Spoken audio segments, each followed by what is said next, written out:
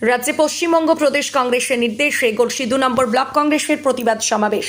নিত্য প্রয়োজনীয় ব্যবহারিক দ্রব্য যেমন রান্নার গ্যাস, শাকসবজি থেকে মুদিখানার লাগামহীন অস্বাভাবিক মূল্যবৃদ্ধি এবং কেন্দ্র ও রাজ্য সরকারের অপশাসন ও দিশাহীন জনবিরোধী কার্যকলাপের প্রতিবাদে আজ গলসি 2 নম্বর ব্লক কংগ্রেস কার্যালয়ের সম্মুখে এক বিক্ষোভ ও প্রতিবাদ সভা অনুষ্ঠিত হয়।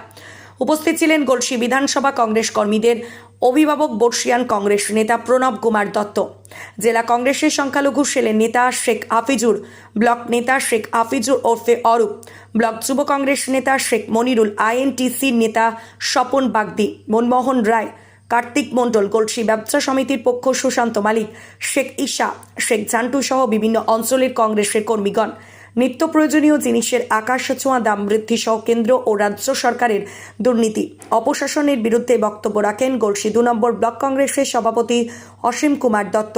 শেখ হাফিজুর ও শেখ হাফিজুর বা অরূপ সকলকে জাতীয়তাবাদী অভিনন্দন ও কৃতজ্ঞতা জ্ঞাপন করে সভার সমাপ্তি ঘোষণা করে প্রণব কুমার দত্ত। গলসি থেকে শেখ আজহারউদ্দিনের রিপোর্ট, সোজা কথা নিউজ, পূর্ব বর্ধমান। জানেন আজকে আমরা উপস্থিত হয়েছি নিত্য প্রয়োজনীয় জিনিসের দাম বৃদ্ধির প্রতিবাদে।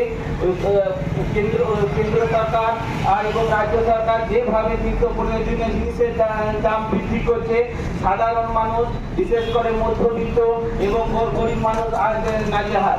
সবজির দাম অবিলম্বে নিত্য প্রয়োজনীয় জিনিসের দাম কমাতে হবে, অবিলম্বে নিত্য প্রয়োজনীয় জিনিসের দাম কমাতে হবে, নিত্য প্রয়োজনীয় জিনিসের দাম কমার দাবিতে কংগ্রেসের আন্দোলন চলছে,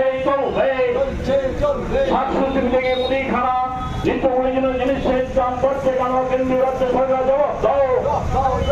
কেন্দ্রীয় সরকার এবং রাজ্য সরকারের অশুভতা ধ্বংস হোক। অবিলম্বে জিনিসপত্রের দাম কমাতে হবে। স্থানীয় পোশাক